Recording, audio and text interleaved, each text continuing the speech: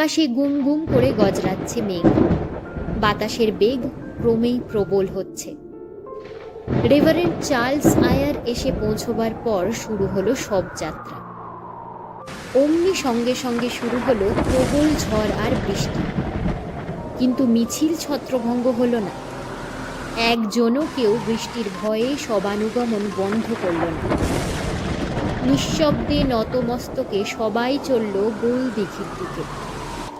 সাহেবদের জন্য নির্দিষ্ট বেরিয়ার গ্রাউন্ডে নয়, ডেভিড হেয়ারের সমাধি হবে তার স্বপ্ন জগৎ হিন্দু কলেজের কাছেই। তার শেষকৃত্যের ব্যয় বহন করবে জনসাধারণ।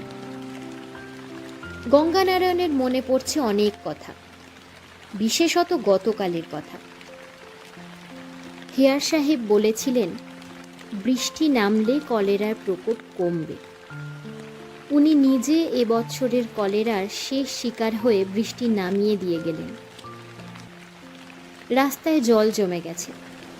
সেই জল ঠেলে যেতে যেতে গঙ্গানারায়ণের কানে অনবরত একটা কথা বাজতে থাকত। হেয়ার সাহেব কাল অন্তত 2 বার তাকে বলেছিলেন, যদি আর 10 বছর বাঁচি, যদি আর 10 বছর বাঁচি।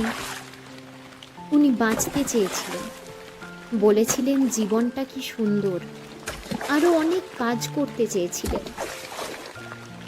গঙ্গানারায়ণের চোখ থেকে টপ টপ করে জলের ফোঁটা মিশে যেতে লাগলো বৃষ্টির জলে।